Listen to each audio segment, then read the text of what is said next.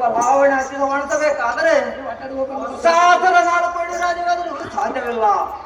ಇಂತಹ ಗಣಿತ ಮೈ ಮಕ್ಕಳಾದ ಸ್ತ್ರೀಗಳು ಸ್ವರ್ಗ ಮತ್ತೆ ಪಾತಾಳ ಲೋಕಕ್ಕೆಲ್ಲ ಇಂಥ ಈ ಸೂತ್ರದಾಳಾಗಿ ಮೆರೆಯುವ ಈಗ ಪರಂತರ ದೇವಿಯನ್ನು ತಿಳಿದು ಒಳ್ಳೆಯದು ಮಾತನಾಡಿಸಿ ನೋಡೋಣ. ಶ್ರೀರತ್ನ ಶಿರಮಣಿ ರತ್ನ ಪ್ರಬುಂಧವಾದ ಕಂದಲೋಚನ ಹೀಗೋ ಹೇಗಾಗಿ ಭೀಕರವಾದ ಕಂದದಲ್ಲಿ ಸೇರಿರುವೆ. ಹಾಗೂ ನಿನ್ನ ಹೆಸರನ್ನೇಳು ಸ್ತ್ರೀಯಳೆ. ಈ ಸ್ತ್ರೀಯರು ಸಹದಲ್ಲಿ ಮನುಷ್ಯರ ಸಮದಾರು ಇರುವುದಿಲ್ಲ. ಈ ಅರಣ್ಯದಲ್ಲಿ ಹೇಗೆ ಸೇರಿರುವೆ?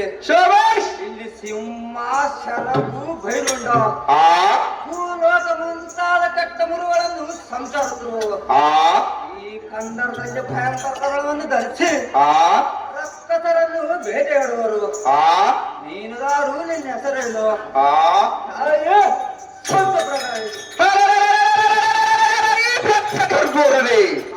ನನ್ನ ಗೋಷ್ಠಿ ನಿನಗೆ ಯಾತಕ್ಕೆ ಬೇಕು?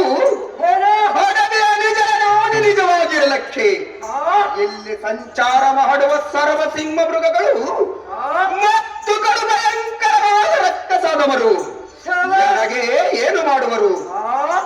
ನೀಚ ಸುಮ್ಮನೆ ನಿನ್ನ ಸ್ಥಳಕ್ಕೆ ತಳವಟ್ಟನಾಗಲ ಈ ಭ್ರಷ್ಟ ಕರ್ಪೂರನೇ.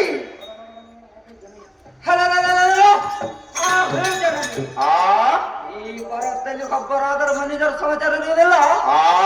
ಇಂಥ ಕಾಲದಲ್ಲಿ ಜಾತಕ ಜನರೇ ನನಗೆ ಕೋಪ ಬಂದಿತ್ತು. ಹೇ ತಾಯಿ ರಕ್ಕಸರ ಕರಬಾರ ಚಾರ ಆಡ್ಸೋರು ಆದ ಕಾರಣ ಈ ಗೌರವದ ಹೊಡೆದಲ್ಲಿ ಒಬ್ಬಳೇ ಇರುವಂದು ಹೇಳಿದೆ. ಇದರಲ್ಲಿ ಕೋಪ ಹೆರೋದಿಲ್ಲ ತಾಯಿ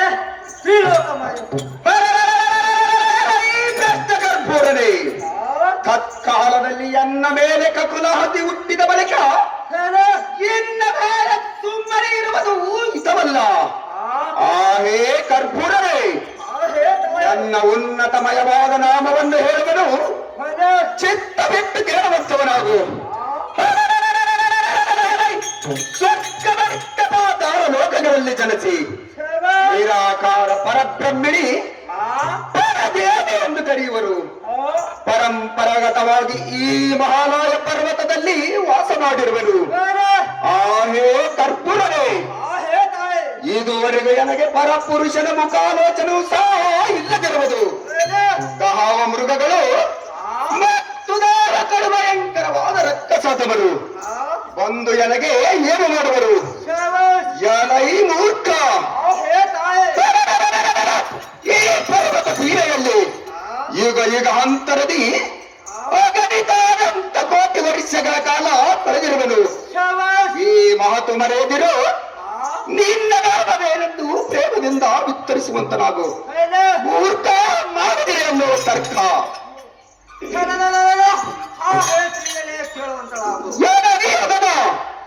ನಿಸಂಬರೆಂಬ ಪರ್ವತೀಕರು ವಿಶ್ವ ಭಾರತೀಪರು ಅವು ಸಮರ್ಥ ಜಂಬವರಾದ ದೇವರನ್ನು ಸ್ವರ್ಗಾಧಿಕಾರವನ್ನು ಕೈಗೊಂಡರು. ಇಂಥ ಸಮರ್ಥದಲ್ಲಿ ನಿನ್ನ ಆದರೆ ಬಹಳ ಉತ್ತಮ ತಾಯಿ.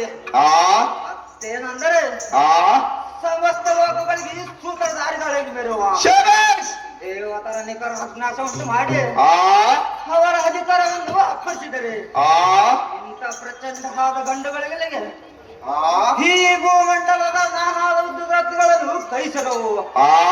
ಅವರಿಗೆ ಶ್ರೀರತ್ನ ಒಂದು ಖರ್ಚಾಗಿರುವುದು ನೀನು ಅವರಿಗೆ ದೊರಕಾದರೆ ಸ್ವಚ್ಛವಾದ ಹಾಲಿನಲ್ಲಿ ಸಕ್ಕರೆಯನ್ನು ಬರಿಸಂತಾಗೋದು. ಹೇ ತಾಯಿ, ನನ್ನ ಹೆಸರು ಸುಗ್ರೀವ ಸುಂಬ ಮಹಾರಾಜ ದೂತನನ್ನವರು ನಿನಗೆ ಮಧ್ಯಸ್ಥನಾಗಿ ಬಂದಿರೋನು.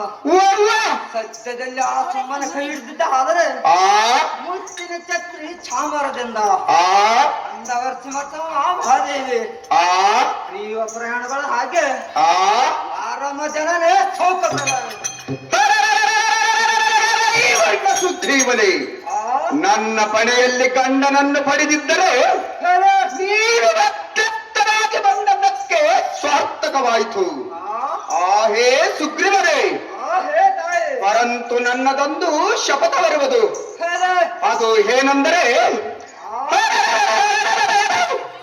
ರಾಜ್ಯದಲ್ಲಿ ಯುದ್ಧ ಮಾಡಿ ಗೆದ್ದಂತ ಪುರುಷನನ್ನು ಹೇಳು. ನನ್ನ ಗಂಡನೆಂದು ಭಾವಿಸಿರುವೆನು. ಹೇ ಸುಗ್ರೀವನೇ, ಹೇ ತಾಯಿ. ಇದುವರೆಗೂ ಎನ್ನ ಕೂಡ ಎತ್ತರಾಡಿ ಗೆದ್ದಂತ ಪುರುಷನನ್ನು ನಾನು ಕಾಣಲಾರೆನು. ಹೇಳು. ಹೇ ಸುಗ್ರೀವನೇ, ಹೇ ತಾಯಿ. ನಿನ್ನ ಒಡೆಯನಾದ ಬಂಡ ಸುಮ್ಮನು ಗೆಲ್ಲುವನು ಅಥವಾ ಗೆಲ್ಲದೆ ಮೃತ್ಯು ಹೊಂದುವನು ಶಬಾಷ್. ನನಗಂತೂ ತಿಳಿಯದು. ನೀನು ಜಾಗ್ರತೆಯಿಂದ ತೆರಳಿ ಆ ಹದಮನಾದ ಸುಮ್ಮನನ್ನು ಕರೆದುಕೊಂಡು ಬರುವಂತನಾಗು. ಹೇಳು.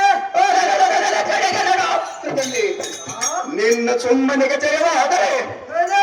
ಸಂತೋಷದಿಂದ ಲಗ್ನವನ್ನು ಮಾಡಿಕೊಂಡು ತರವಂತರಾಗುವುದು ಮೇಲಿನ ಮಾತ್ರ.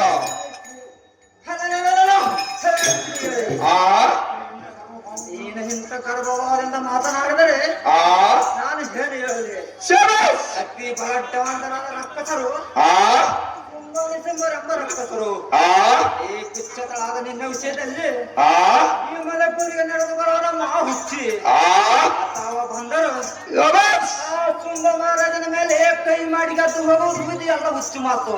ಆ ಒಳ್ಳೆ ಮಾತಿನಿಂದ ನಂಬು ಆ ಉಲ್ಲಾಸದಿಂದ ಆ ನಮ್ಮ ರಾಜನ ಬಳಿ ಬಂದರೆ ನಷ್ಟಗಿರುವುದು ಆ ಆ ಹೇ ತಾಯಿ. ಶ ಆ ನೀನು ಹೊರದಿದ್ದರೆ ಆ ಎಲ್ಲರ ರಕ್ಕಸು ಬಂದು ನಿನ್ನು ಹಿಡಿದುಕೊಂಡು ಹೋಗುವುದು ದಿಟ್ಟವನ್ನು ನಂಬುವ. ಶಬಾಷ್! ನಾನು ನಿನಗೆ ಬಹುಬಕ್ಕಿಂದ ಹೇಳಿದೆ, ಆ ನಿನಗೆ ಬುದ್ಧಿ ಬರಲಿಲ್ಲ. ಓರ್ವ! ನಿನ್ನ ಪಣೆಯಲ್ಲಿ ಸಿಕ್ಕಿದ್ದು ಆಗಲೇ ಆ ನಾನು ಹೋಗಿ ಬರುವನು. ಆ ಅಪ್ಪಣೆ ಕೊಡು. ಆ ತಾಯಿ ತ್ರಿಲೋಕಮಾಯಿ. ಬಣ್ಣ ಕರ್ಪೂರನೇ, ಎಂತ ಕಠಿಣವಾದ ಮಾತನಾಡಿದೆಯಲ್ಲ. ಹೇಳು. ಆ ಬಣ್ಣ ಸುಮ್ಮನಿಂದ ಆಗುವುದು ಇರಲಿ, ಒಳ್ಳೆಯದು.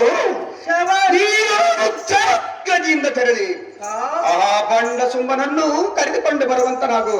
ಹೇಳು. ಕೂಡ ಬಂಧದ ಅಗತ್ಯ ನಿಮಗೆ ಕೇಳ.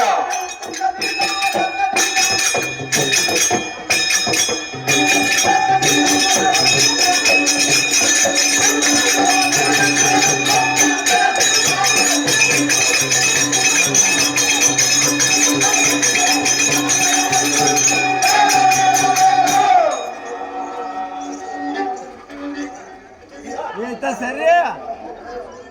ಹಲಲಲಲಲ. ಆ ಹೇಳು ಮಹಾರಾಜನೇ.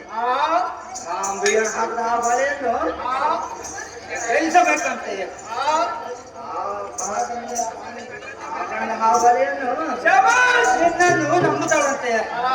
ಇಲ್ಲದಿದ್ದರೆ ಈ ಕುಂಬಿನ ಪಾತಾಳ ಸ್ವರ್ಗ ತ್ರಿಲೋಕ ತನ್ನನ್ನು ಗೆಲ್ಲುವ ವಿರದಿರಲು ಇಲ್ಲವಂತೆ.